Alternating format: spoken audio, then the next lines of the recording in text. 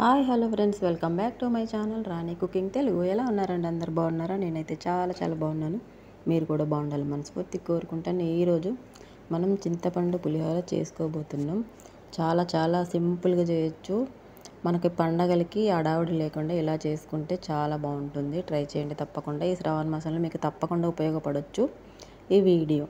తప్పకుండా చూసేయండి. ఇప్పుడైతే మనం ప్రాసెస్లోకి వెళ్ళిపోదాం. ముందుగా పులిహోరకి పల్లీలు ఒక కళాయి పెట్టుకొని 5-6 చెంచాలు నూనె పోసుకొని దాంట్లో ఒక 50 గ్రాముల పల్లీలు పోసుకోండి. మీకు తీసుకునే క్వాలిటీని బట్టి ఎన్ని కావాలంటే అన్ని వేసుకోండి. ఇవి లైట్గా వేగిన తర్వాత శనగపప్పు మినప్పప్పు కూడా వేసేసుకోవాలి. ఇవి లైట్గా వేపాలన్నమాట. గట్టి పెట్టి అటు ఇటు కలుపుకుంటూ మెల్లగా వేపుకోవాలి. సిమ్లో పెట్టి వేపుకుంటూ ఉండండి, లేదంటే మాడిపోతాయి అన్నమాట. నేను ప్రతిసారి చెప్పేది ఇదే. ఇప్పుడైతే ఇంకా మనకి లైట్గా వేగిన తర్వాత గుప్పెడు జీడిపప్పు కూడా వేసుకోండి. ఇంకా టేస్ట్ బాగుంటుంది, చూడటానికి కూడా బాగుంటుంది అనమాట. జీడిపప్పు ఉంటే అది కూడా వేసేసుకోండి, ఒక గుప్పెడంతా.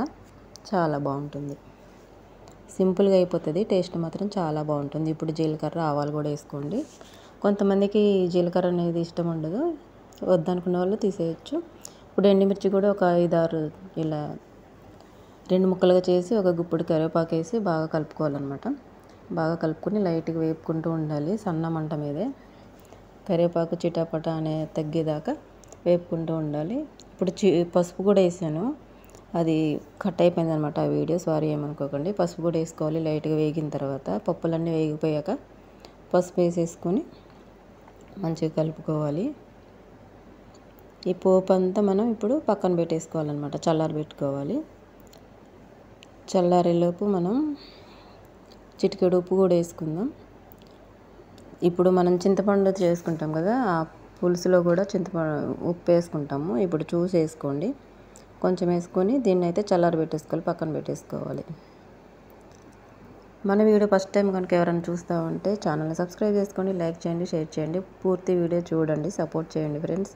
ఈ పులిహోరకి ఇప్పుడు చింతపండు గుజ్జు అయితే నేను తీసి పెట్టుకున్నా. ఒక 2 చెంచాలు నూనె వేసుకొని ఈ చింతపండు మొత్తం వేసేసి మనకి పులుపుకి తగ్గట్టు వేసుకోవాలన్నమాట. ఒక 10 పచ్చిమిర్చి, కరివేపాకు, పసుపు కూడా వేసుకోవాలి. ఒక స్పూను మనకి పులిహోరకి తగినంత పసుపు కూడా వేసుకోవాలి. నేను ఉప్పు కూడా ఇప్పుడు ఎక్కువ వేసుకుంటాను చూడండి, అన్నానికి సరిపడినంత. ఇప్పుడు అన్నంలో కూడా మనం వండేటప్పుడు ఉప్పు నూనె వేసుకొని వండుకుంటే మంచిగా పొడిగా వస్తుంది.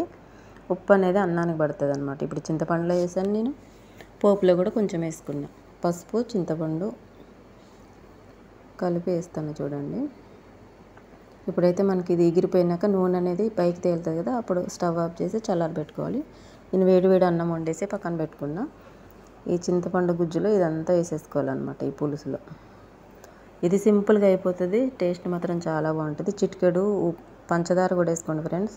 పులిహోరలో చాలా బాగుంటుంది, టేస్ట్ బాగుంటుంది. గుళ్ళో చేసినట్టు ఉంటుంది అనమాట. బెల్లం మొక్క అందుబాటులో లేకపోతే బెల్లం ఉంటే వేసుకోండి. పోపులో ఇంగువ కూడా వేసుకోండి, ఇంకా బాగుంటుంది. మాకు అందుబాటులో లేదు, అందుకే వేసుకోలేదన్నమాట.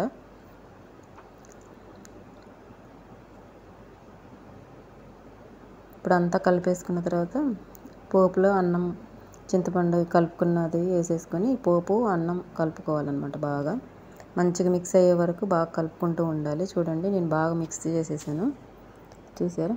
చేతితో కూడా కలుపుకోవచ్చు, గట్టితో కాకపోతే. అసలు వీడియోలో మంచి కలర్గా అనిపించట్లేదు, కానీ మామూలుగా అయితే చాలా బాగుంది. నచ్చితే ఒక లైక్ చేయండి, మన ఛానల్ సబ్స్క్రైబ్ చేసుకోండి, ప్లీజ్ సపోర్ట్ చేయండి. వీడియో ఎలా అనిపించిందో కామెంట్ చేయండి. చూడండి ఎంత బాగుందో, అద్భుతంగా ఉంది కదా.